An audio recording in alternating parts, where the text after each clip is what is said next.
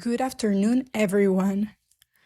We are on the fourth edition of the Circular Economy Forum of the Americas, and in this panel, we're going to be talking and having a conversation with people from different regions. We're going to talk about some of the results of the circular economy that contribute to the resilience and equality of the society. In this panel, we are joined by Maria Franco. She is from Peru. Linda Broekers from the Netherlands. She has background in Colombia, working and living in Colombia. Octavio Torres from Colombia. Mauricio Centeno, who is joining us from Mexico and resides in Colombia as well. And Amaral from Brazil. My name is Andrea Herrera. I am also from Colombia. And just for all of us to get acquainted today, we are going to have a little introduction. We're going to also take advantage of the fact that we are on the introduction to talk about the projects we've been working on regarding circular economy, as well as the connection we've had with society and communities. So I'm going to start with Maria Franco. Maria Franco, please tell us a little bit about what you do. Good afternoon, everyone. My name is Maria Franco. I am Peruvian. My expertise and what I do is worked on international development with a focus on agriculture. I started working on sustainability and circular economy by conducting applied research under life cycle analysis methodology in agricultural crops, coffee, rice, and in this moment, I am providing follow-up for development projects for civil society, for the public sector in Peru and across Latin America too, in terms of sustainable agriculture. Thank you very much, Maria. Now, Linda Broekers, tell us a little bit about what you do. Well, yeah, thank you very much. My name is Linda Broekers. I am Dutch, but I've been living in Latin America for more than 10 years. And the last 6 years, I've been working on circular economy and on waste management. I was part of the circular economy team led by the Ministry of Environment and Sustainable Development of Colombia, where in the last 2 years, we've been designing the national circular economy strategy of the country. And at this moment, I'm working with Dutch Municipality Federation, as well as the Mayor's Office of Pereira, which is a medium-sized city. And I also work on social inclusion with the former Recycles. Also, I'm part of a circular hotspot of foundation of the Dutch government that represents Dutch companies abroad. So we are also here in Latin America conducting research and business opportunities for Dutch businesses. So thank you very much for having me. And actually, it's a pleasure to have you here to continue strengthening the bonds between our countries. Now, I would like to invite Mauricio Centeno. Please tell us about yourself. Hello, thank you very much for having me here. I am a civil engineer, and during my graduate courses, I had the opportunity to work on research. Initially, I worked on seismic risk. That was the bulk of my research. And after Hurricane Vilma in 2005, one of the hardest hurricanes to ever hit Mexico, I started working on hydrometeorological risk, which is today associated to climate change. And from then on, I've worked in different power infrastructure projects and more recently innovation projects.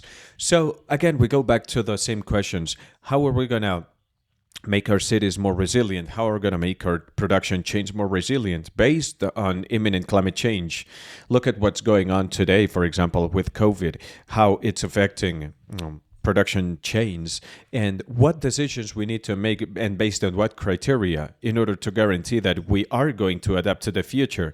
And this future is no longer long term. It's 2022, 2023, Thank you, Mauricio. Thank you very much for putting this focus on the table. Now, we would like to invite Octavio Torres. Octavio Torres, introduce yourself. Thank you very much. My name is Octavio Torres. I'm a Colombian. I'm from Bogota. I've been working on circular economy and sustainability since 2009, approximately, which is when I started working on my master's degree. And I started working on a think tank in Norway where I got a master's degree in industrial ecology. And then I started working on different industries, both in Europe as well as in Colombia, implementing cycling analysis studies and power and material flow studies. And from 2015 onwards, I started looking for opportunities for the industrial sector. So I made the decision to become an entrepreneur. Currently, I'm the co-founder of a startup called Balopes, where we're focused on helping the industry digitalize their environmental flows with a view to make decision or data-driven decisions that will allow to mitigate impact and compensate for impacts, and also having the possibility to identify economic opportunities in such a way that companies will feel motivated to make these decisions and to keep industries from being the ugly duckling, so to speak. They're not money waste projects or anything like that. They have the possibility to create employment and innovation within the organizations. That's basically my aim. Thank you very much, Octavio. I believe you're bringing something up which is really important: apply tools and handling information, handling data, getting to know where we are and what resources we're talking about further and down the road.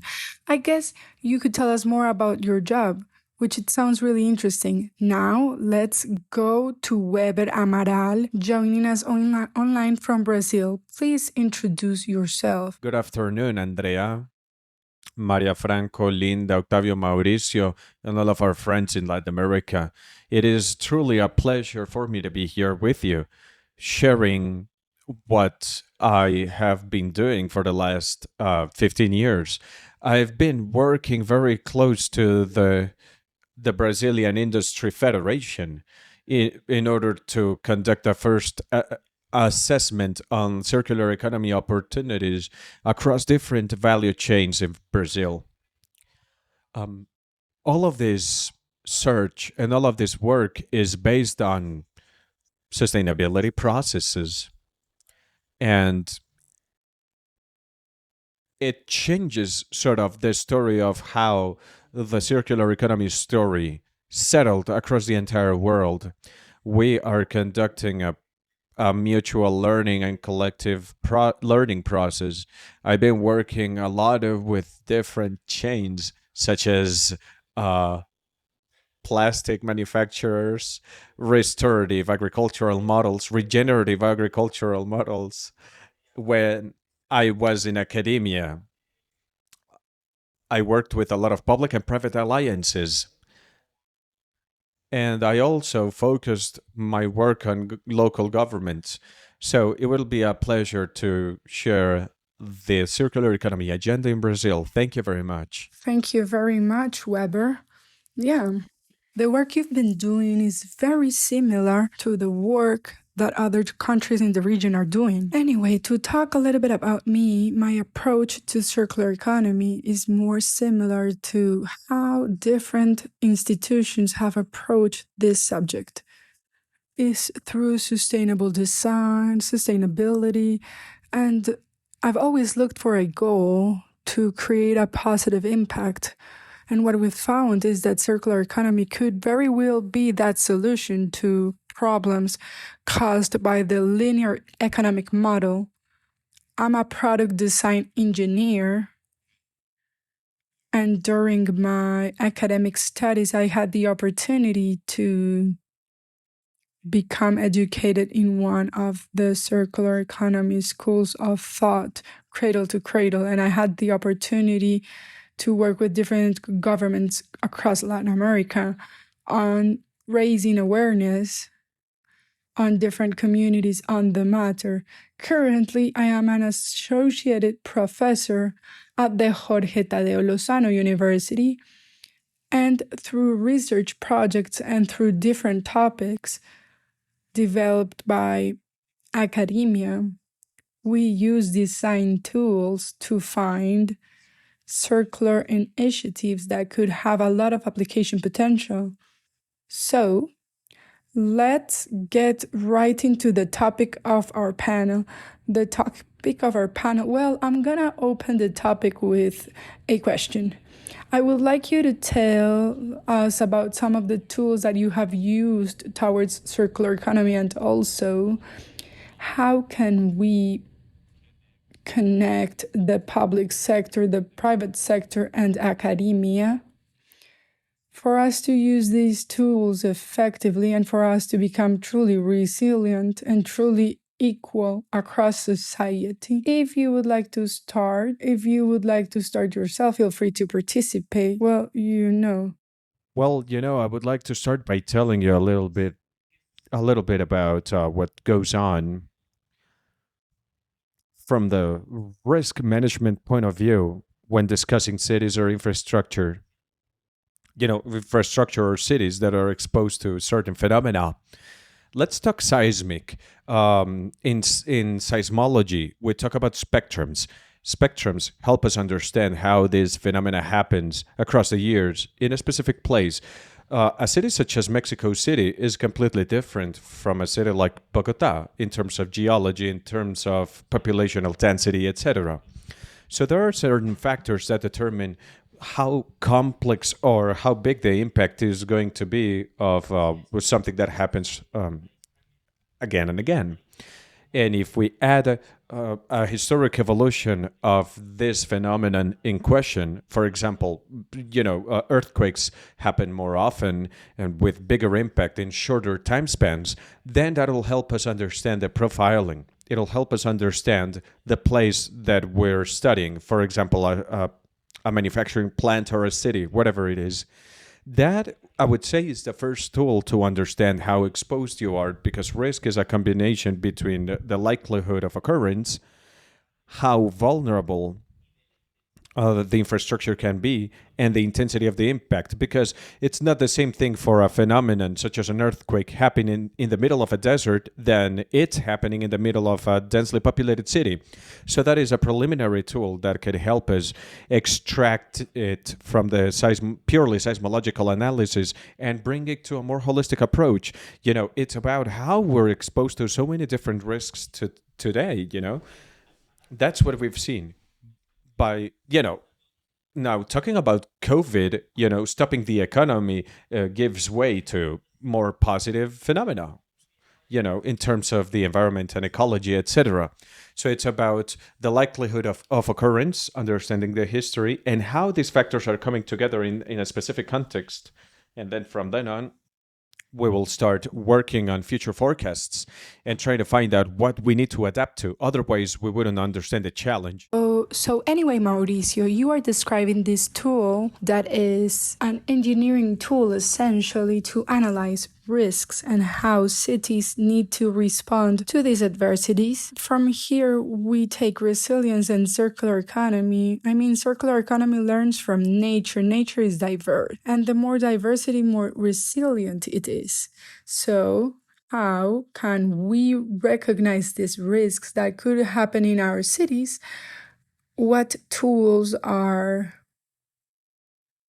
there, are at play so that we can identify and create more resilience so that we can be better prepared, I guess.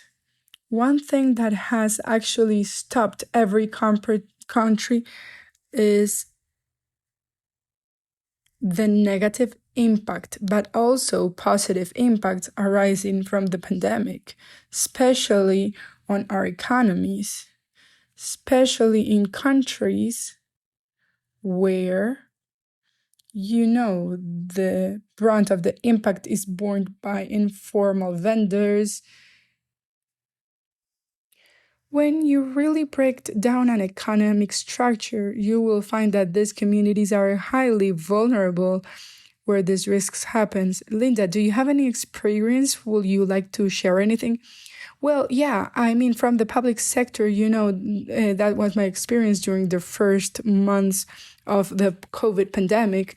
I believe public policy in most countries, almost all countries, I believe every country actually in the region, waste management came to a sudden stop. And there was a discussion, should we continue collecting waste or not?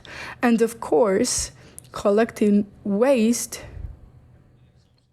is absolutely important, is of the essence, but there were additional considerations about it. Should we use informal recyclers? Are we going to allow them to continue working on the streets? I mean, wouldn't that be inhumane? Are we going to give them uniforms? Are we going to give them boots? That was sort of like, as you say, it was about trying to understand what was going on back then and trying to understand what the consequences might be in the long term. So we had this discussion with different ministries, Ministry of Health, Ministry of Household, and we decided to continue supporting these people who needed this income. And I know that a lot of different countries stopped their recyclable chain and stopped recycling activities for a couple of months. But the consequence of stopping all of these activities so suddenly were huge. Because a lot of people who depend on income today to be able to eat today were affected, And so the first thing we did was to map all the stakeholders. Who do we have to think about? It is not only thinking about the companies we all know, but it's also, like you say, Andrea, it's about people who depend on the public policies of a country. To me, is a tool that should be aimed at a baseline. And if there is no public policy, including all the stakeholders, then this phenomenon will be really difficult to handle. It will be really difficult for us to respond should another COVID-19 type of crisis happen. So it's about mapping and looking for articulation and cooperation between sectors in order to respond. I think that's of the essence. Thank you, Linda. I think you just provided us with an example of what's happened in Colombia. Now, I would like to hear from Weber about what's going on in Brazil. Yeah, I mean, we have a lot of things in common with what Linda said, because the whole COVID process showed us that all of the recyclable material collection chain was severely affected. We weren't the exception. And our experience here was a little bit different in the sense that global value chains are very fragile. And only now we came to realize that. So our alternative was to work with fashion chains, in order to structure ecosystems that could be much more resilient, considering all of the waste, all of the unrecyclable waste that comes out of it. We have this rationale. The diversity of production chains, along with the structure of the possibility of production and the creation of local products, are much stronger and much more resilient. And by combining those two, we managed to reduce a dependency on products, on quickly recyclable waste that we would have on a daily basis. So we did a lot of work during the last 6 months on how to create local production ecosystems, reducing all dependencies on the supply coming from the chains that are highly dependent on products coming from Asian countries. So it's a clear example, I think, of how the concepts of of, the cycling of much more complex systems can contribute to resilience. And some other examples that we've been working on now are um, multi-stakeholder analysis activities in order to change the single dependencies on very few, very big stakeholders in order to reduce a lack of communication between small stakeholders and big stakeholders. For example, the way we reduce food loss from local production and consumption. Before the pandemic, there was no structure to support this initiative. So that's a huge positive at both the Sao Paulo University level, where I work, in partnership with local governments to structure food value chains with a reduction on food loss and food waste, which are two very serious things. Food should get to everyone who needs it, especially those who are at a high risk as a result of the pandemic. Thank you, Weber. I believe you're making it very clear that COVID got us to think about those changes. And each country's had their own difficulties when it comes to, well, supply and demand, you know? That's something positive, actually. The pandemic forced us to become more creative when it comes to the local supply chain. And also, you mentioned food chain, which is absolutely fundamental, especially when it comes to more vulnerable communities, because we need nutritious, healthy food. All of us, I mean, that's no secret. Okay, having said that, I would like to hear from Maria. Maria has a lot of background on agriculture and local food production and local food consumption.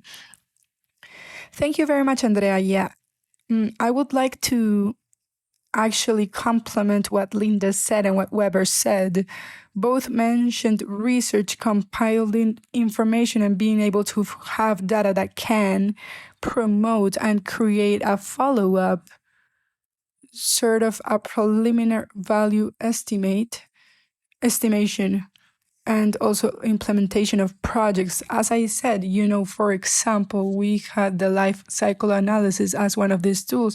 It allows us to understand that social and environmental impact and also economic impacts, and it gives us the data we need in order to make decisions. So from a research standpoint, that's absolutely important. This information starts with the entire value chain. All of the steps in producing a service or a product.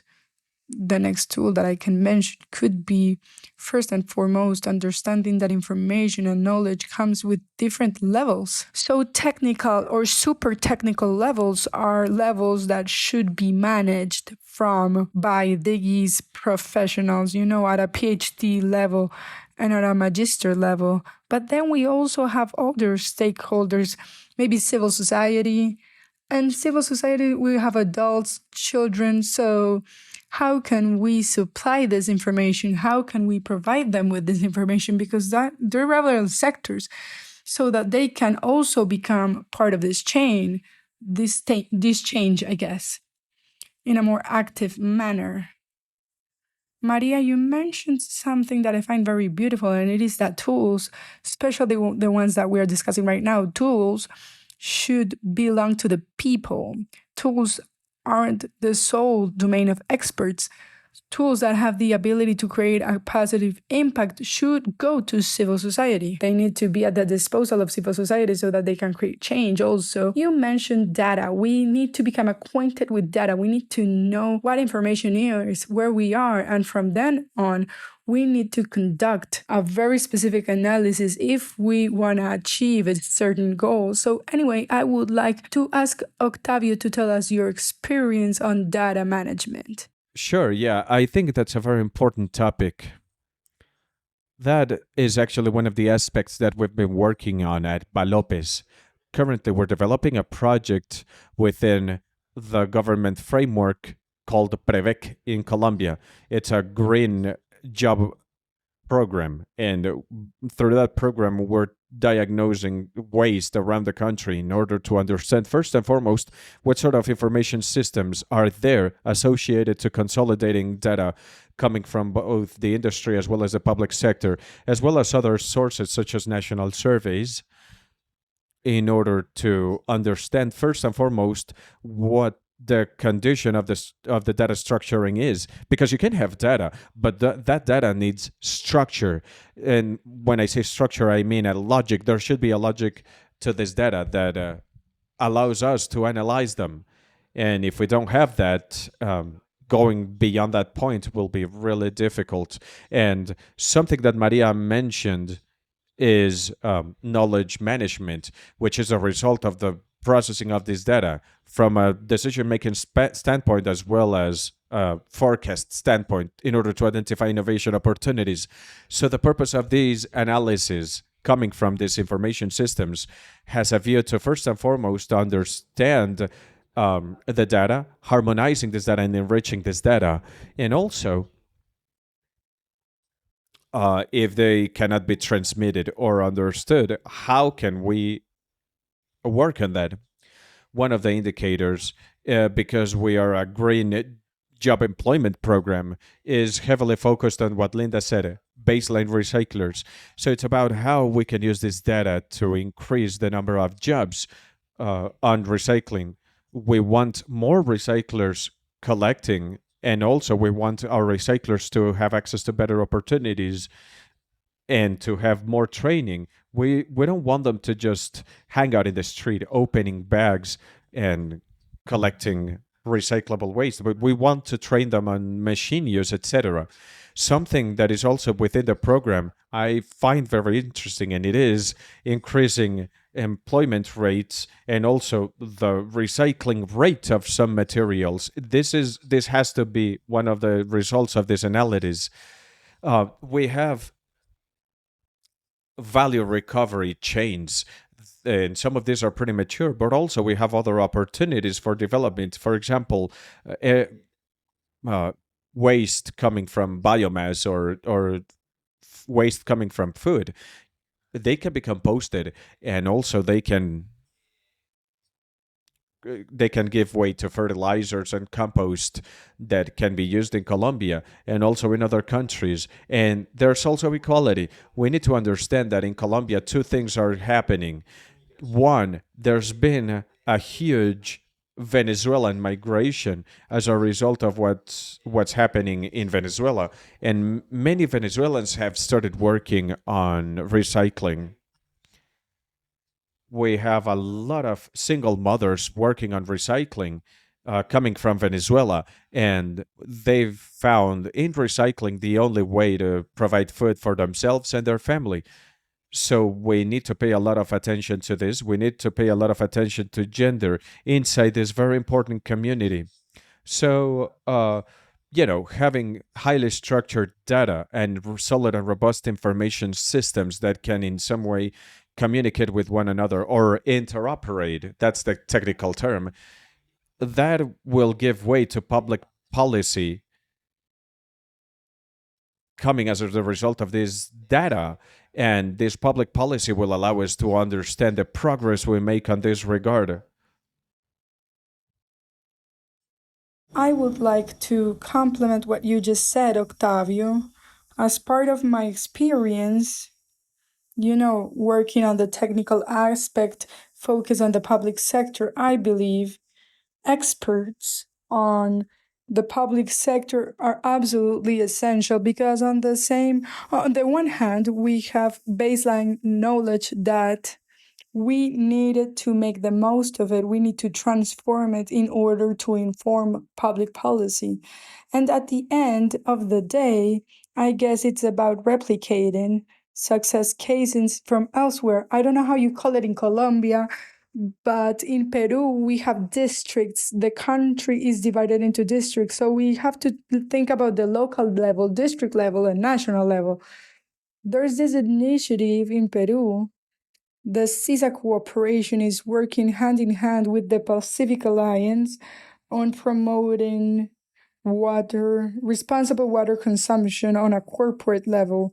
So it's been a really intense technical follow-up process in Peru, and we're replicating that across different regions in Peru.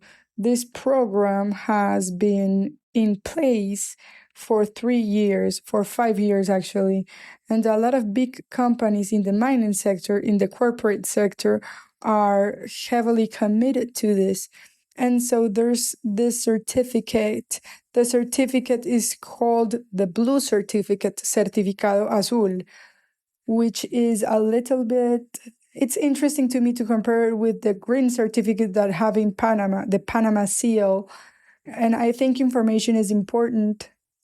Collecting information is really important, but follow-up is also absolutely critical in these processes. Now, Weber, regarding what Maria just mentioned, I would like you to tell us about the experience that you, as a Brazilian representative as well as an entrepreneur, could you tell us about the follow-up that the Sao Paulo University has provided for the public and private sectors in order to have a more positive impact? And so that the combination between technicalities and the more technical aspects of research and the more civil aspect of research, if you will, are combined. Well, I believe we have at least 3 or 4 examples of projects and actions that kind of aim in the same direction as Maria, Linda, and the others mentioned. We're living through a very strong digital transition in Brazil, and I believe the same goes for Latin America. So, for the last 6 months of the pandemic, we saw an explosion of startups and small businesses associated with digital economies and also associated with the creation of several applications dumped into cell phones, into smartphones. Now, these apps are changing several chains: recycling chains, food chains, plastic chains, you name it. This is a wonderful example that's happening in Brazil because it allows for local communities to be empowered. So it's technology at the service of local communities. And that's precisely the value we wanted to capture from this digital transformation. I mean, having a group of empowered young people developing apps, that just that has been one of the key reference cases that we're supporting as academia. We're providing support for hackathons and different developments associated with technological innovation. Now, that's one thing. And another very interesting thing is that we've been working on recovering, rescuing, we might even say, environmental social actions related to governance, ESGs. The Brazilian government has incorporated ESGs as economic cornerstones. There are a lot of initiatives related to green bumps too. So this has been a very interesting experience. And the Brazilian Central Bank, the homeland ministries in Brazil, have also worked on green bond emissions. So, I mean, there's a lot of appetite for actions that lead to sustainability. This happens in both the public sector and the private sector. And a lot of different chains are joining on this effort in order to capture green bonds. These are very interesting opportunities for innovation in Brazil. These are some very interesting examples, I think, of very positive actions that have been achieved during the pandemic. Yeah, I absolutely agree. And I believe that you're talking about something that's very interesting. You're talking about a transformation in the production, in the manufacturing sector, and also the banking sector. It's important for the banking sector to acknowledge that there are benefits to going circular. So, Linda, I mean, yeah, I was listening to you guys and I was thinking at the same time, I think the applications around, I mean, in Colombia, just in Colombia, every city has two, three, four smartphone apps, aiming at sustainability. And Instagram, for example, there are different solutions for selfies and your devices, you know, and everything already exists, which is something I tell my friends whenever they ask me for more information on the subject.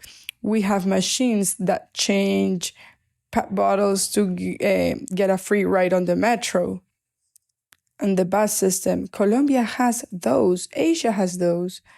So, what we really need to do is we really need to learn from ourselves. We really need to learn about what we already have. And we really need to share bad experiences because several applications and several of these ideas are good for 3 months, 4 months.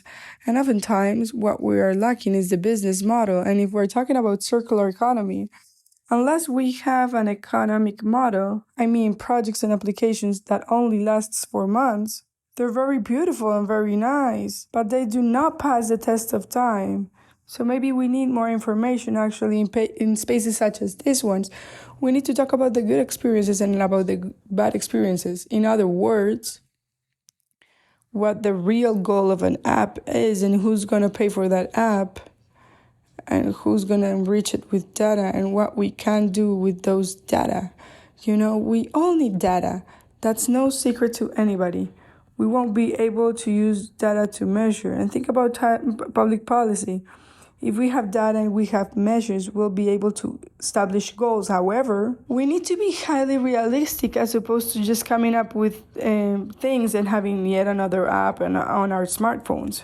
We really need to share our good and bad experiences. It's about thinking about how these apps can truly support us to change the model. We still need to understand the relevance of these solutions and how they're gonna remain in the long term. We have a lot of different ideas coming from everywhere, but I don't know. That's what I think. I don't know what you think. Well, there's a fundamental component in what you said.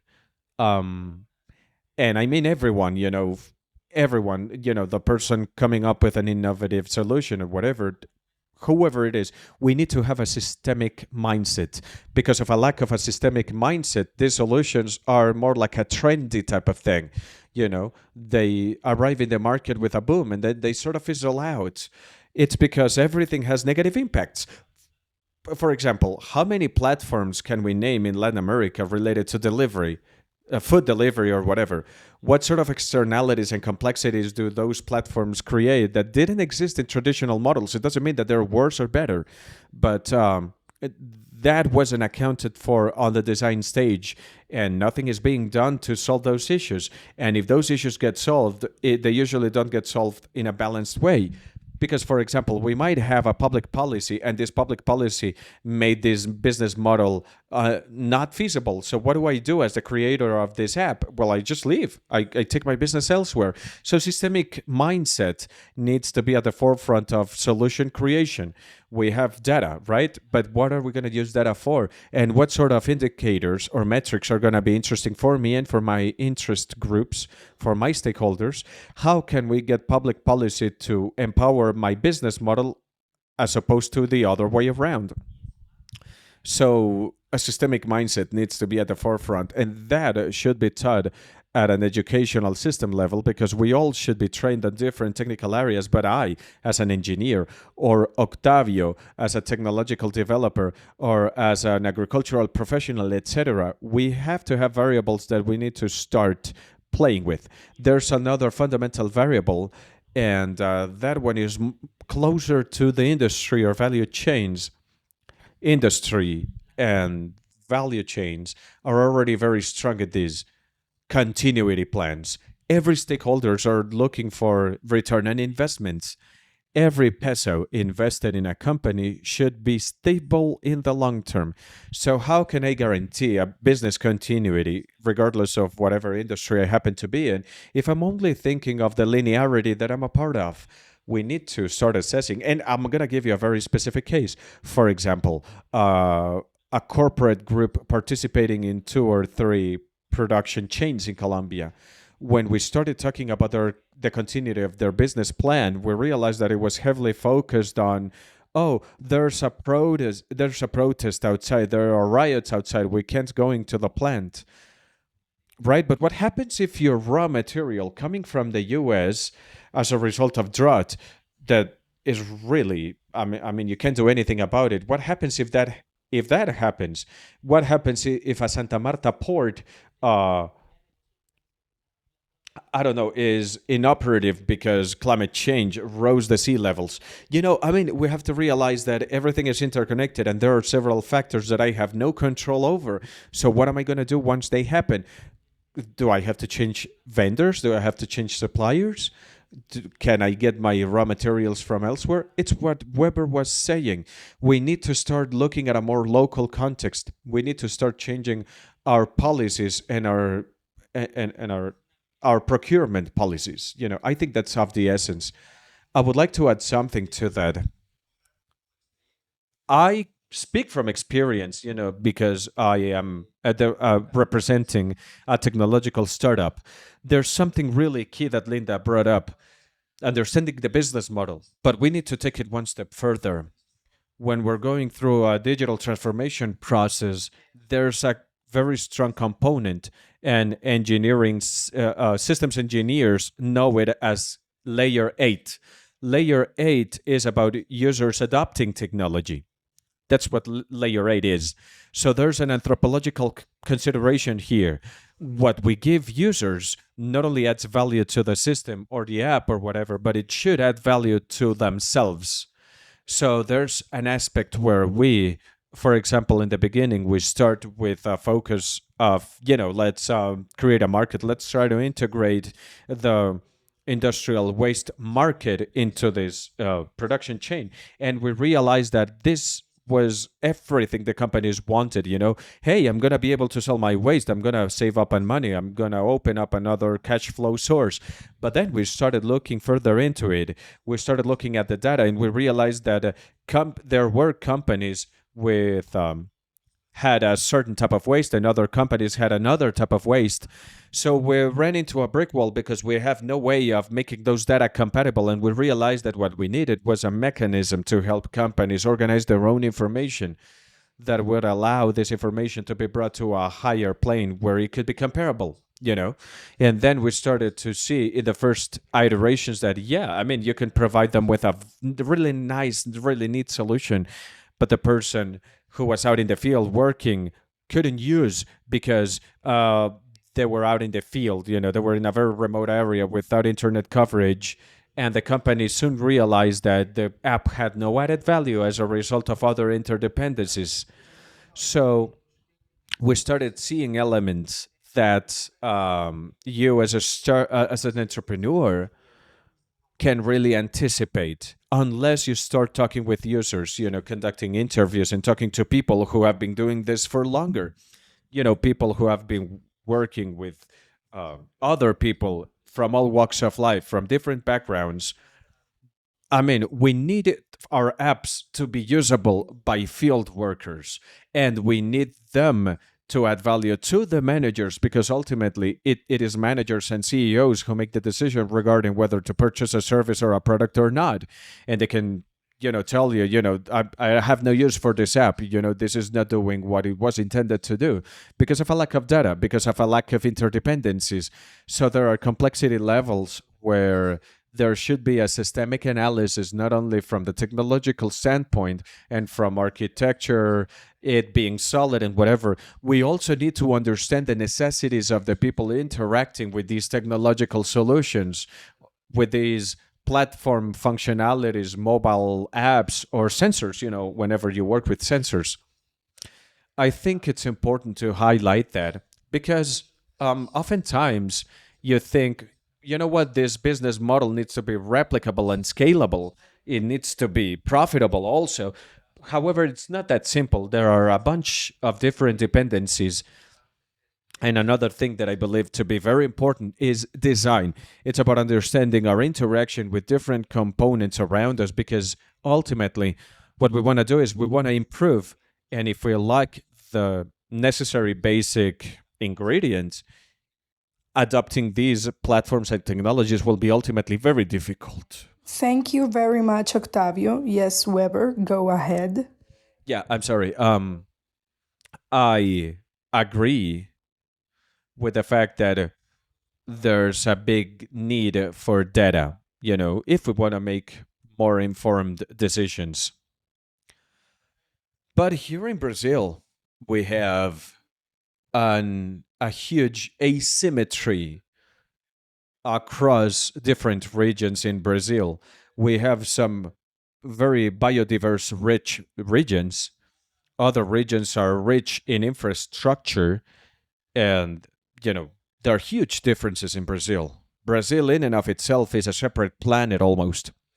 So, in the southern part of Brazil, as well as the northern part of Brazil, um, you know, more resilience. The most resilient systems are those founded on the empowerment, on empowerment as a concept. It's about us being able to empower local communities on digital transformation. If we do that, if they're able to use the resources in their own terms, regardless of whether these communities right in the middle of the Amazonian jungle or in a very highly developed city, um, unless they're able to do that, we will never see improvements in the value chain. Who better than the locals in any given community to have a more, during the last 20 years, Brazil in different regions has created small innovation ecosystems that right now, after the pandemic, have they have served as a demonstration of the relevance of this innovation ecosystem and how it is promoting much more sustainable initiatives. Initiatives that aren't usable only to create business as usual, but that serve all economic or business models that we have been designing for the last 20 years. I believe that the work we've done during the last 20 years, now with the pandemic, have provided us with a little bit of a soft landing for these initiatives that were previously hidden. Right now in Brazil, a lot of these initiatives are seeing the light at the end of the tunnel, so to speak. They're gaining more visibility in order to serve a market, and to add value to these markets in ways that the market hadn't realized before.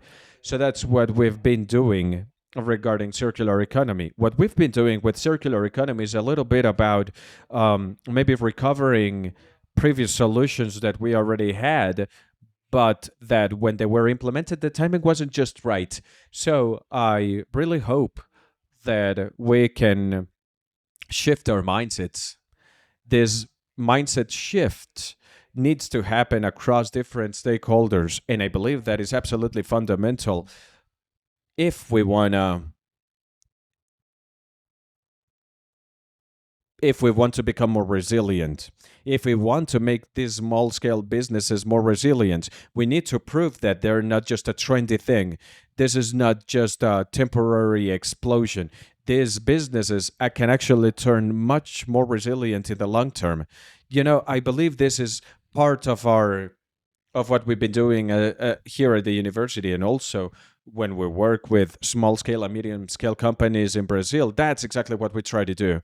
I Now, if you'll excuse me, I have other matters to tend to. Thank you very much to my colleagues in Peru, the Netherlands, Mexico, and Colombia. Especially thank you to you, Andrea, and the production team. Thank you very much to Kevin for inviting me to this networking exercise in order to share our experiences, our mistakes, and how we can unite to become more resilient. Thank you very much. It's a pleasure for me to be, it will be a pleasure for me to join you guys again in the future and find out more about what you're doing when it comes to circular economy initiatives across Latin America. It's been a pleasure for us to have you here, Weber, on this panel and hearing from you about the experiences in Brazil. So, sure, yeah, we'll keep in touch because we need to continue exchanging experiences. Thank you very much. Um, bye bye for now and have a great day, everyone. Bye bye, Weber. It's been a pleasure. Thank you very much. Well, I would like to complement what Weber said. It's about how relevant it is. Especially, Weber mentioned something that I believe to be very important, which was similar ideas. You know, these spaces are increasing in popularity and they are providing us with more initiatives, but we also have to ask ourselves, how are we approaching these spaces? You know, because there's a different focus in this. There are different principles on these initiatives, how to provide follow-up for these initiatives going forward. And I would also like to add that there's an important factor when it comes to social capital, young people. How are we empowering, as Weber said, how are we empowering the youth? How are we empowering this age group, you know? Young people are trying to do stuff, are trying to promote, and we should be providing an incentive for them. It's important to involve more young people into research initiatives, and we also have to understand that education has a lot of gaps, even more so in Latin America. So, what other spaces can we use to promote and provide this information, to have this follow up process? How can we internalize this information? How can we give the message of what sustainability is and what circular economy is? And by doing that, we need to create a critical mass that and accept it. That's fantastic, but it should also internalize it, incorporate it into everyday actions. And I guess we need to support these types of actions, programs of finance and initiatives with more robust information, I guess. So I think all of the factors would be, I don't know, academia, international organizations, NGOs should start supporting young people in the getting of knowledge, I guess. Yeah, and I would like to complement a little bit what Maria was saying.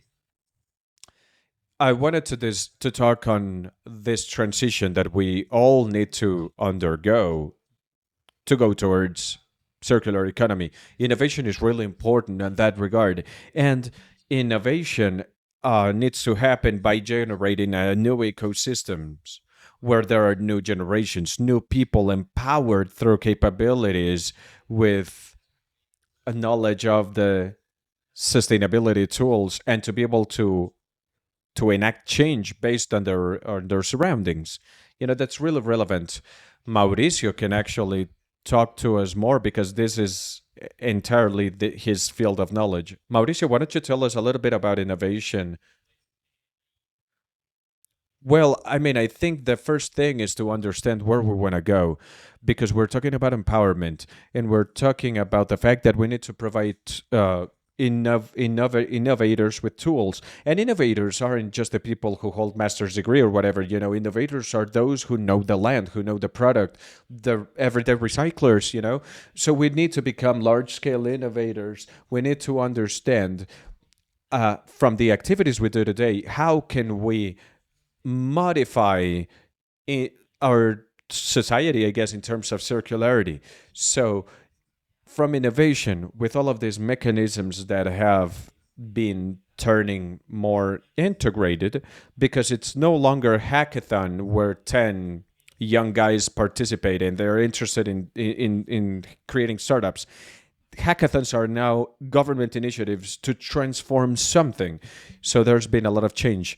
Now, something that doesn't sit right with me just yet is that, for example, let's take the Medellin ecosystem, which is one of the most important in Colombia, or the ones in Guadalajara and Monterrey, etc. Sustainability continues to be something completely separate. For example, you're in charge of innovation and you're in charge of social innovation. That doesn't make any sense. Innovation should have an implicit social impact as well as a responsible management of the environment. There are some that do, there are some that don't. That's the old model. That brings us to business as usual, as Weber said. We should all be talking about innovation under the principles of a circular economy because it's urgent. And second, how can we install this mindset, this microchip in the minds of people who are creating a revolution in their own sector, in their own community? Obviously, business models need to change because currently we have inoperative business model, obsolete business models, and in the future they will not be able to go back to what they were before the pandemic. So we have to start incorporating concepts such as, to what extent is it worth it to produce? To what extent is it worth it to just create a single use item, having an inventory, with all of the costs and implications that this food system, brings about, all of the cold chains, agrochemicals that need to go into the product so that it can stay on shelves. So it's about starting to wonder about how we can change those conditions because they're obsolete. It's not just the fact that an innovator is going to convince another innovator. It's about all of us trying to salvage a broken system. Well, thank you very much for all of your examples, and I would like to share with you the experience we had at the Ministry of Environment and the Ministry of Commerce with all of the circular economy strategy in Colombia, because we took a year to design it, to think about it, to connect with all of ministries, with the private sector. And back in 2019, I think we had 20 plus workshops across the main cities in the country. And we basically used this workshop as a space to tell everybody about what circular economy was and why we wanted to change the circular economy model. So in 2020, we started with the circular economy regional table. So each department, I think we have 19 departments that have circular economy board. So the goal of these boards is to connect all three main sectors, the public, academia, and private public sector. The main goal is to invite all of these different sectors and put in different ministries together in chambers of commerce and invite entrepreneurs. These entrepreneurs are out there. And this is basically about showing experiences because in a city such as Cali, people or most people don't know that, startups are being created in Bogota, but they don't know that sometimes their neighbor is coming up with a startup or a sustainability solution or whatever. That was one of the advantage brought up upon by COVID. It was online, everything was faster. Meetings only take up 1 hour, so people talked about their ideas, and these virtual meetings. A lot of the apps we discussed with Webbers, we had some of those, but also there's this lady that has a project that I love. This lady's from the coffee region in Colombia, and she came up with an idea to create or to make mattresses for pets, you know, for dogs and cats, for domestic animals. So we were thinking of connecting with entrepreneurs, in other cities. But what I loved about her experience is that Latin American people are so creative, And if we set up these boards and if you hear about such an idea in this other part of Colombia connected to the Caribbean, I mean, that's what it's all about, connecting the people. It's about talking, it's about communicating. And to me, that's an example that I wanted to share with the rest of the countries. If you needed to implement circular economy, talk to people because there are so many initiatives. There's this plethora of the initiatives currently out there all around us. So it's a fantastic experience. Let me just go off on what Linda said. There's this challenge, a very important challenge that we need to start working on at both industry level as well as at entrepreneurship level. Entrepreneurs who are developing, who are putting the resources, contributing the resources, and sometimes they go bankrupt, they fall down, but they get back up. Sometimes they're not very clear on how to create a business model. We need to provide innovators and entrepreneurs with the tools and the knowledge so that they can come up with a robust business model. At least in my experience during this interaction with the boards, is that they have really interesting ideas, but once you get to the questions, along the lines of how do you get money from that, how do you sustain that, they sort of draw a blank, meaning that there's no robust structure, and there's a bunch of hypotheses that they haven't been able to test out. So if we have people who are willing to bet on those ideas, their confidence is gonna go up, and so we're losing impact there. And there's this famous saying that says that 80 to 85% of all startups fail. We need to change that. We can't just know that we're gonna die and just call it a day and that's it. That's such is life. We need to change reality. It's about, it's similar to, like, why am I gonna take a shower if I'm gonna get dirty later on during the day? It's companies currently are starting to discover relevant opportunities in circular economy, but fear is paralyzing them when it comes to setting up projects. They know the problem, they know how much the problem costs, which is serious. They know they have to invest, but they don't know how much, they don't know how, and they don't have a real project specification. And it's easier to blame the person saying there are no funds, there's no financing. There is financing, and there are funds, and we have international cooperation, we have different government programs, but no one is going to contribute resources to an idea. Where does the money go when the project is solid enough with figures, with forecasts, etc.? So the gap is the same. But in this case, it's translated to a project that is going to yield returns or a profitable business model. Anyway, Mauro, what you mentioned about entrepreneurs is also what we're seeing in academia with our students, our senior students. And I'm obviously speaking for the Arts and Design School and the Industrial Design School, product design, undergraduate course. But we see almost professionals trying with design tools who know how to structure business models, who are familiar with those concepts, who know how to design a prototype or service that can work. And in recent years, what we've done is using research projects to bring students closer to companies, to real life companies with real life needs so that our senior students can solve them. We do have a lot of research, we do have a lot of students involved in the project, and these students, their senior meeting that they're about to be coming to the job market. And just to give you an example, we have a project. This is the third installment like this of this project. We've been working with a community in the Belen neighborhood, and with them we started to analyze the closed the organic material closed cycle. We also looked into how they process food and waste.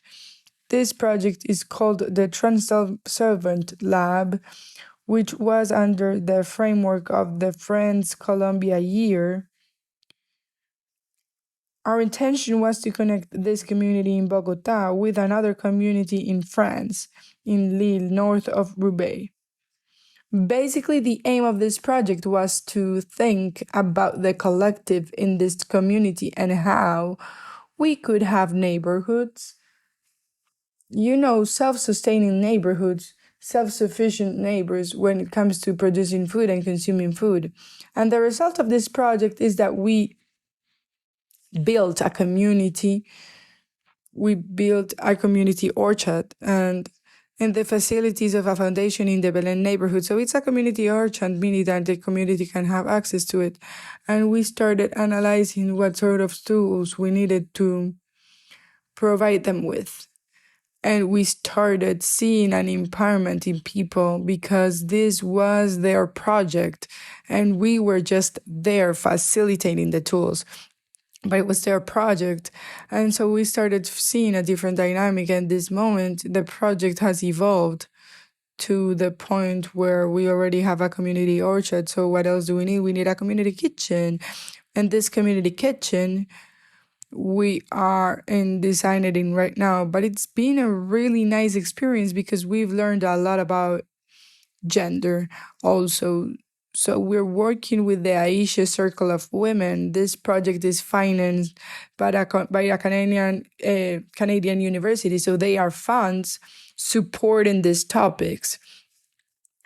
And also this analysis started out as an analysis of material flow, as ingredients flow. And it's about how those projects can create an impact because we're now talking about a circle of women that started it defining concepts on femininity, tradition, and restored it basically start of recovering popular knowledge, if you will, more traditional folklore knowledge. We call it participatory design or eco-design. It's precisely about working with people, with communities, so that the communities and the people guide the design process as opposed to, they don't need to know anything about design in order to be designers, which is given the tools. We co-create the tools along with them so that they can actually create a solid, robust, organized process because we want to have results at the end.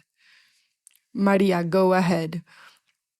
Well, I just wanted to complement what you were saying. In my experience in agriculture, there's strengthening of communities, spaces.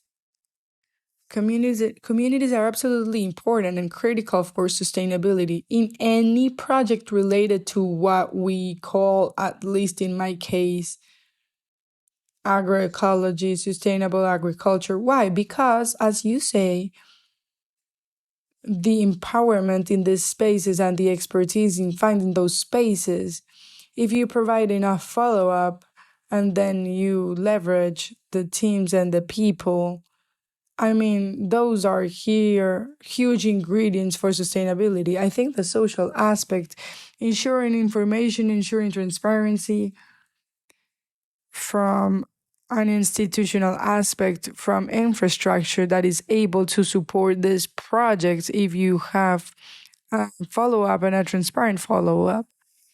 Those are some of the factors that align behind the success of these projects. They need these projects successful eventually, if we want to call it or take it to a corporate perspective. All that's all the better, It's about how these larger infrastructures are able to support smaller markets and how they can contribute, how they can become localized, or help them appear in different spaces. There's this commitment, but there's also institutional support that needs to be empowered and leveraged.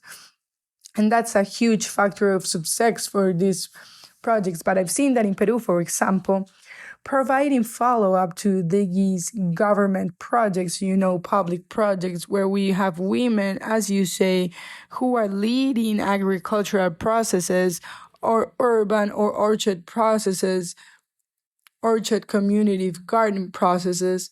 That's fantastic. But we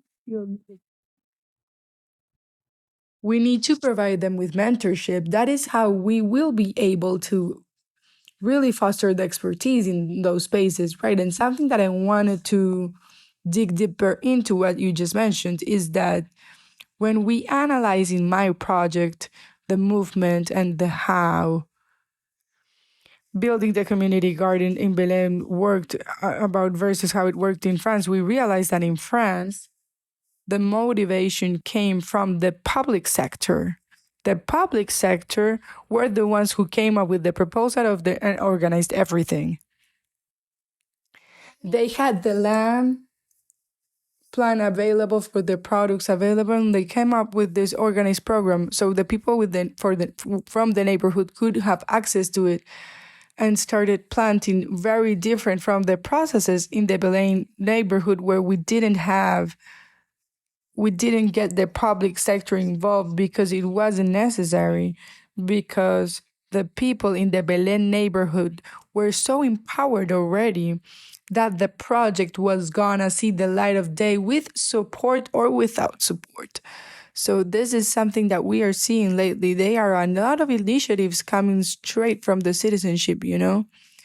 And with this whole COVID thing, social media are turning into platforms to exchange information between our neighbors, between our colleagues. And it's about how these platforms are contributing for an exchange of experiences, products, materials to happen.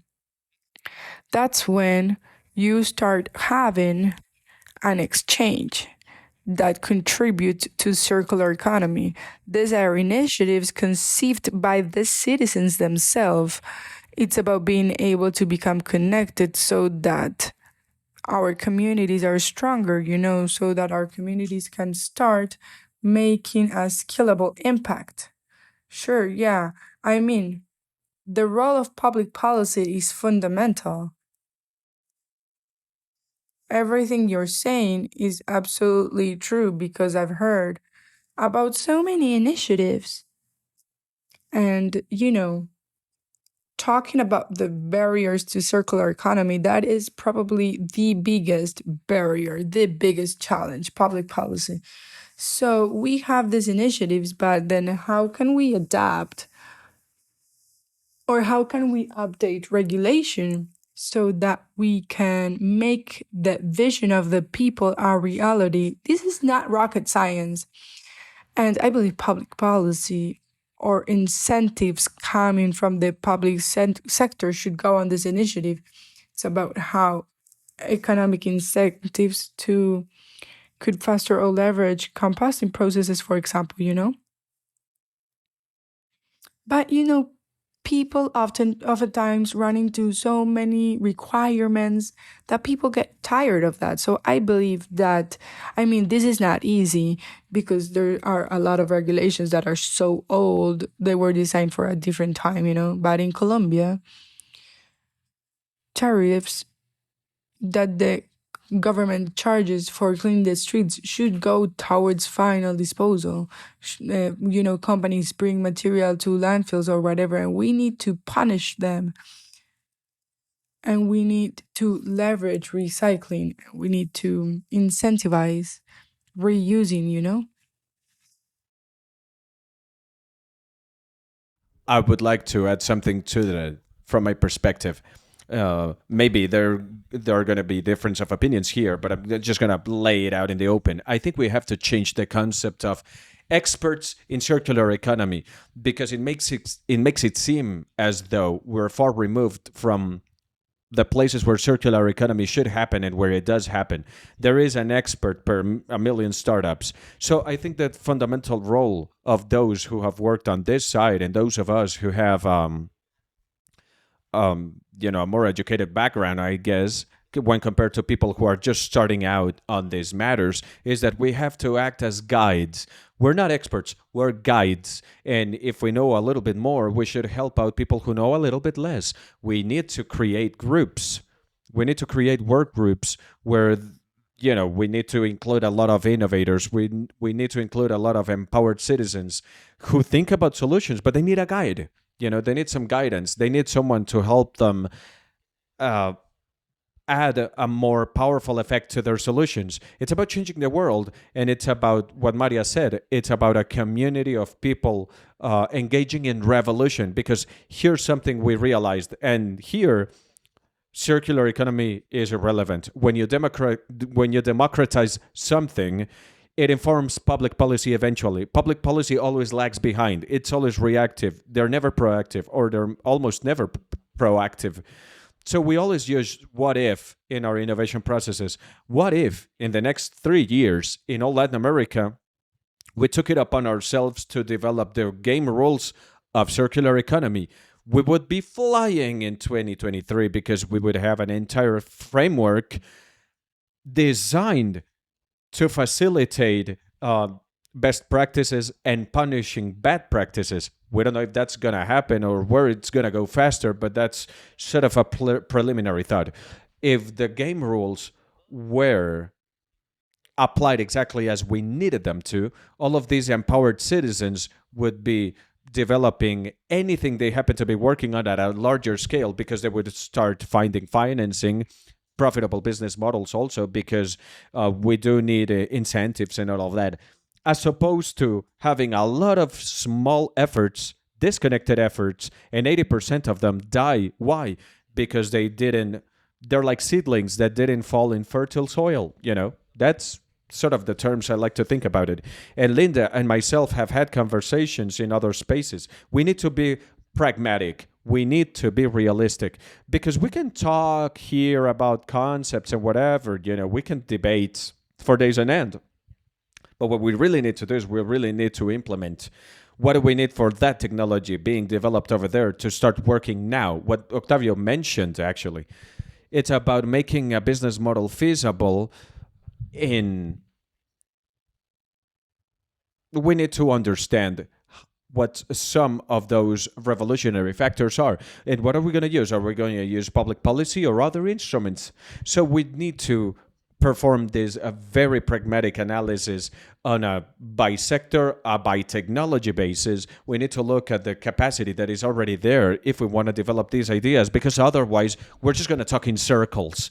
We are going to have a lot of opinions and not enough action. I would like to add something, and it is knowledge transfer. That's of the essence. I've had this experience where I've been able to interact with two ecosystems, two technological innovation ecosystems, because the focus has always been technological on my part. I've had the opportunity to work on this in Chile and in Colombia. Each country comes with their own strengths, their own particularities, and their own opportunities for improvement. But the most valuable thing to me is to have experts at hand who have a very specific knowledge on finances, on design, or on technology, I don't know, in my case, and so on and so forth. So this consolidation of this knowledge should be accessible for the people developing these types of processes. That's absolutely of the essence, I think, because in the end, sure, I guess I'm an industrial engineer, so I know a little bit about finances, I know about production, but I've always been working on sustainability. So the financial aspects that I studied in college, I forget about them, And you have to keep in mind that you have to organize urbanization, the business model. You don't need to become really acquainted with the business model, but you always need to have an expert at hand, I need 30 minutes of your time. Please answer these questions for me, whatever, And what usually happens is that the expert in 5 minutes destroys the idea. Well, you sit down, you pour some coffee, and then you destroy the startup idea. I mean, we should probably shift our focus on that. It's about us thinking of ways to solve adversities. Again, we go back to trial and error, but we have to apply this on very agile things. We need to have ready to use solutions because your perspective as an entrepreneur, as a, I don't know, as a business person, whatever you want to call it, if you take 2 weeks to think about how to solve this, I mean, you can't, because you need cash flow and you need to pay salaries and stuff. So it's about having access to an expert, being able to consolidate ecosystems where there should be mechanisms to facilitate knowledge transfer across different experts in different areas with a goal, with an overarching goal. For example, in my case, I've always worked on technology, and 5 years ago, startups or tech companies focusing on environmental challenges were one, two, three, maybe. Some of them focused on photovoltaic panels, others focused on data capturing. But now that this topic has become more relevant, now that we know that we're in a critical point in time, now that we have the time, I like to think that we still have the time to reverse the situation. So now there's a sense of urgency. Now we're seeing an uptick in applications, in entrepreneurs, and people coming up with technology. We need to support all of this. But also, in some way, we need to have a quick validation process, because in the end, if you can't supply something, if you can't provide the user with something that doesn't add value, then it dies right then and there. So knowledge transfer is absolutely of the essence in order to create changes and transformation. And from that point on, we could probably consolidate a mechanism to be applied in circularity. For example, knowledge transfer when it comes to key technologies, permaculture, public policy, design, all of these thought frameworks that allow ideas to be validated. I think those types of ecosystems, those think tanks made up of experts who have been working at something for some years, enable things to work. And if things don't work, you can quickly realize that you need to change your mindset or try something else. Or if you don't want to do it, maybe do something else. But now you understand that you need to transform, you need to become that which you're trying to consolidate, I guess. Yeah, it's important to create those connections. I think in circular economy, we have to create connections in order to get to that systemic mindset. If we want to think about systems. But there's this common focus. It's a corporate focus. Companies normally focused on user-driven design. My invitation is always, let's not just only focus on the user. Maybe let's focus on on a more holistic view. We have to open our perspective, I guess.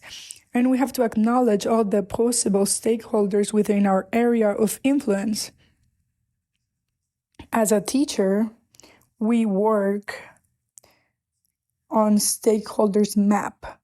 Let's think a look of all the stakeholders here. And once my students realize, oh my God, I was just focusing on the end user. And once we realize there's this stakeholders that need to be served also, users cannot be the sole focus on these initiatives. And once we become acquainted with the stakeholders map, I, as a teacher, invite my students to become more acquainted with the material flow involved in the product and also in the service that they're looking to design or redesign. This material flow starts with extracting the materials needed to provide this service or to create this product. Where is it extracted from? How does it get to me? What quantities? And then from that point on, we started making the connections with the stakeholder map. And then they realized that the focus they had in the beginning was really limited because they were only thinking of a company. They were only thinking of a product. And most of the times it is turned to waste, is used by a consumer and then immediately turned to waste. So the traditional focus of design is meeting the needs of a person, right? Now what we're trying to do is let's keep all of these stakeholders involved across the entire chain as opposed to just thinking of the user. What we really need to think about the product is let's think about the necessity that these different stakeholders need to meet through a product, through a service, through not doing anything. And then we're talking about one of the strategies, dematerialization. So what you mentioned, Octavio, is establishing connections between different disciplines, between different areas of knowledge in order to get to knowledge transfer. Let's get the communities involved. Let's get the people involved because they need to be involved. They're the experts, you know? When we design for a territory, when we design for a community, for a region, the locals are the experts. We don't even need to tell them what to do. It's about making the tools accessible to them so that they can come up with their own solutions and they are more innovative. That very thing that you're mentioning, we at Camel Hub, um, and at Circulo, which is the two areas that I work on from a startup on circular economy point of view. We work on humans, not around users. We need to understand the flow of what you're offering, the product or the service through X asset or X service, and all of the stakeholders involved. The mission is to add value to all of these stakeholders that are part of this chain. If you're not doing that, at least you shouldn't be creating external waste or critical waste. And then we go back to delivery. Delivery services are unsustainable. They're not feasible because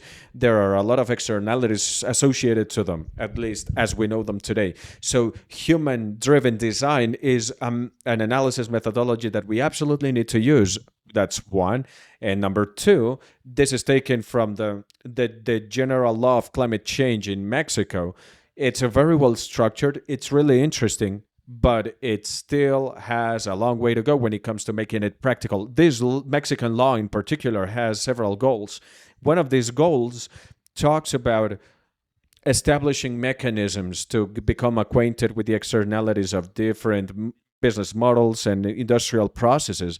That's all well and good, but if you really look into it, you'll find that this doesn't happen yet, and the law is 5 years old.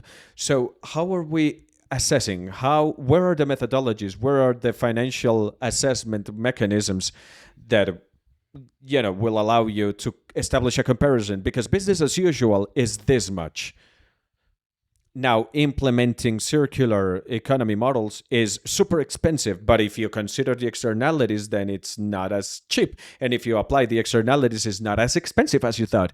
So it's a balancing act. And what we're lacking is methodological aspects that those of us who are working on the technicalities of it should start pushing forward. If the law has already blown the door open towards the goal, then it's up to us to come up with the instruments. Here's how to get through that door. Well, yeah, I was paying attention to you about the established mechanisms. I don't know what to do.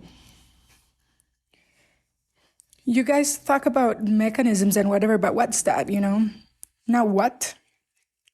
I think oftentimes we need to have, I don't know, produce principle inter practice, maybe have example. All of this talk is very fuzzy. And in Colombia, we are over-diagnosed. Every single problem, every single landfill, every single, we have 10 studies. And we're never going to implement a solution.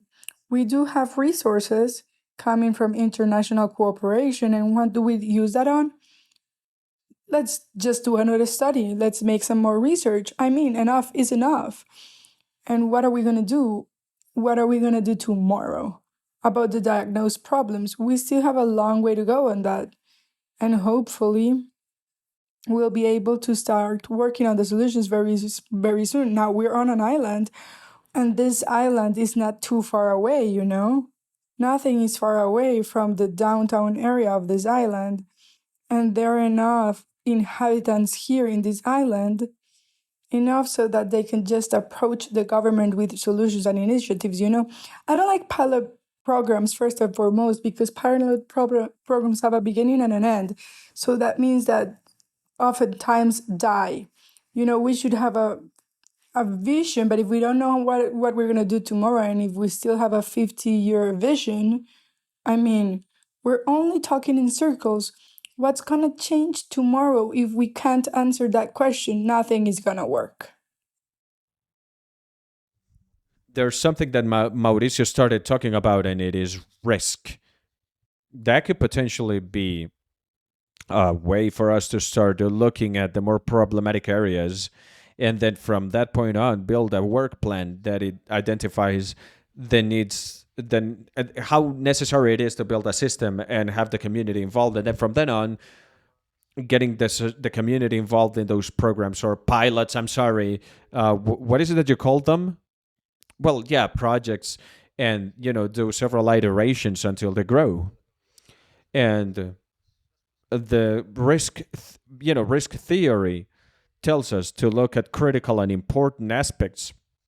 I don't know, it's about having focal areas that we'll be able to use to innovate, to integrate different stakeholders across society, public sector, the private sector, the consumers. The consumers are key when it comes to circular economy and consumption, and we should be providing follow-up from academia in many different areas. But I think that could be the beginning of I guess that would be a framework to build a roadmap, a theoretical framework to build a practicable, scalable roadmap. Well, something we're doing at the product design school is coming up with a circular design model. What we want to do with this circular economy design model, which is a full name, is to identify risks, high priority risks and interventions in the short, medium, and long term.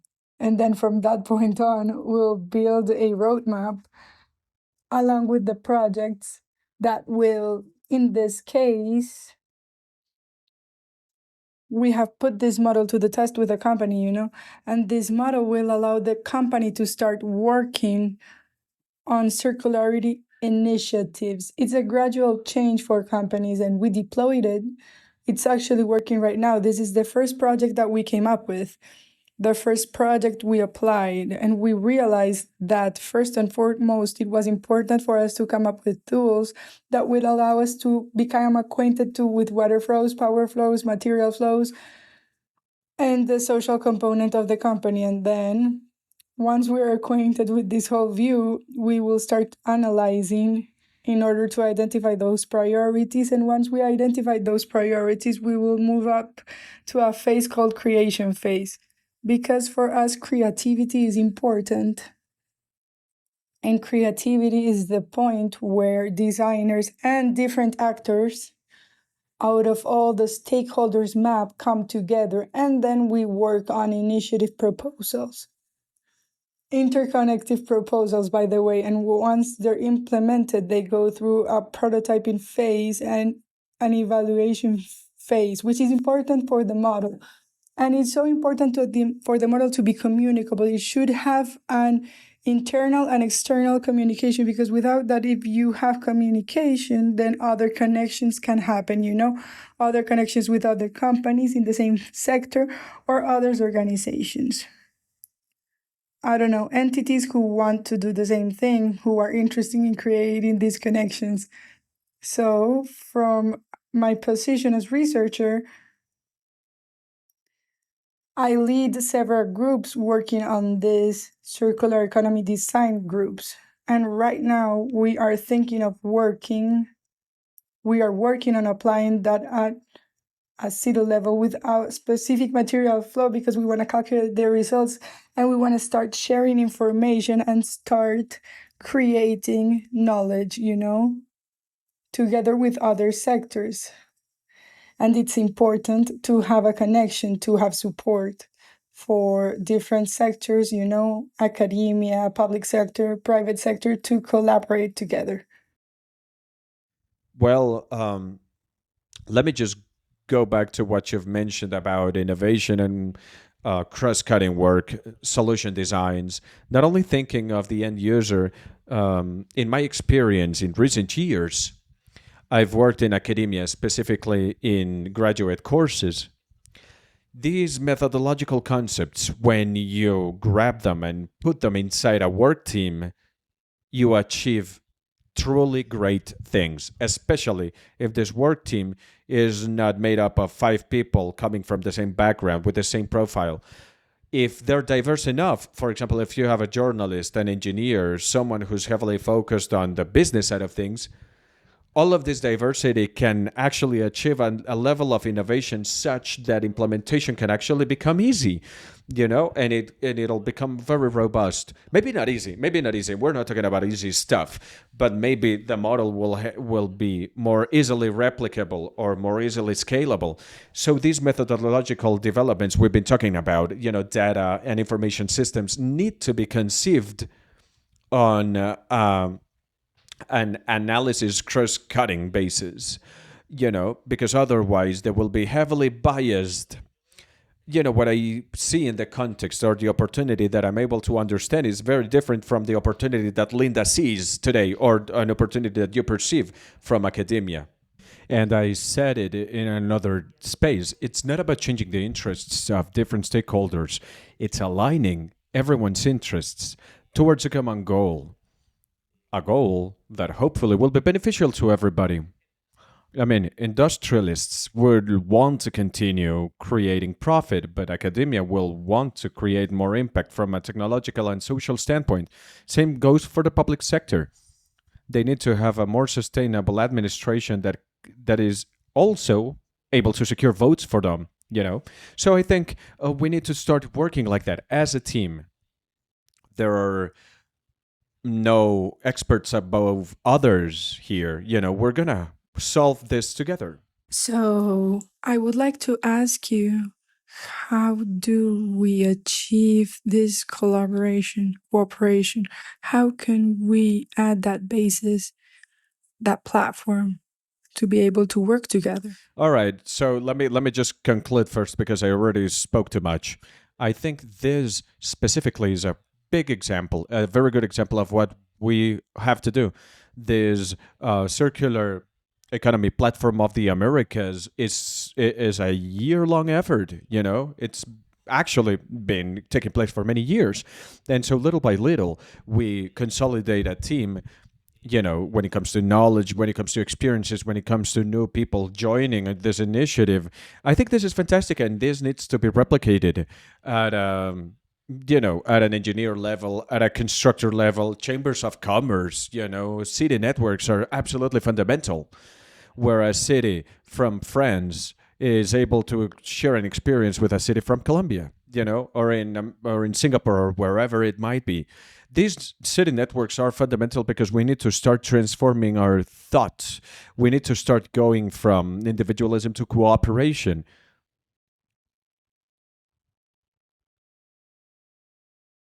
I would like to summarize my participation. I believe that citizen participation and public opinion, we need to take all of that into account, not only at a national level, but also at a regional level, at a district level, at a local level. We need to obviously pay attention to the needs and the wants of the civil society. We have to do that if we want to analyze beyond groups that might be sometimes difficult to unite or difficult to get a consensus with. I don't know. I just think the effectiveness or the success of every process will highly depend on how we approach all of these different stakeholders that we want to work with. They're human beings, they're people. same as us, and they have a lot of expertise just like we do that they can share and we all can benefit from. Locals have their own expertise. We will only benefit from that. Octavio, would you like to share your conclusions?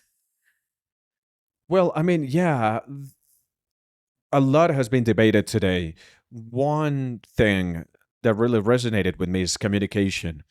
I think that this is absolutely key in order to achieve what Mauricio mentioned, becoming aligned. I think that's an art form more than anything else, because you might think that you're clear when expressing your ideas, but understanding the language might prove to be difficult between even peers and people who are alike in their profiles or backgrounds. Becoming aligned can only happen on shared knowledge, because in order for you to understand what I understand when I hear the term circular economy or any other term, we need to have a base knowledge that will allow us to understand the concept we're discussing, and that happens first and foremost with a suitable communication management. We need to be integrators, and at the end of the day, we need to get a discussion going, which is what we're doing right here. We're discussing, we're exchanging experiences, positions, and I believe that is the single most valuable thing. But we also have to be clear on the fact that it can't end here. Out of these conversations and conclusions, we have to be very clear on the fact that since we're participating in this, we have to make a contribution from our experiences and maybe lead. I don't know if lead is the right word, because other people have been leading in the region, with gigantic efforts. And we need to integrate all of that into our practices. If we want to see change, we have to work together, because otherwise, collaborating will not happen. And without collaboration, impacts can only be very minimal. So, one of the key aspects to all of this is to be able to communicate and reach a consensus and reach a common understanding of the concepts that you want to work on. Linda, how about you? Well, I completely agree with my colleagues. I think even more now with everything that's happened in recent months since March, we have to be very clear more now than ever about what we want to achieve by having these spaces. I don't know about you guys, but I think we're a team, we are a work team. That's the most important thing. It's not about being a team just for a team of being for the sake of being a team. We want to be clear, talking for 30 minutes, only 30 minutes with the stakeholders, because we need action now. And we all have goals, and we all have very practical goals. We have to just take the steps, We have the people, the resource, and that's the most important thing. We need to be very clear whenever we're on these meetings, what we want to achieve. I agree with all of you, and basically coming with the conclusions we have. I'm going to leave you guys with a challenge. You know what? I'm going to leave all of us with a challenge. We're going to go from talking to acting. The challenge is that for the next Circular Economy Forum of the Americas, just for the fifth one, you will present a project. You guys will introduce a new project. You got a year, and this project is a way for all of you to put all that we're talking about into practice. In 2021, I couldn't? You couldn't? Okay, sorry. We will be waiting for you in 2021 in the fifth Circular Economy Forum with materialized project coming from this board. We'll be there. We'll be there. All right.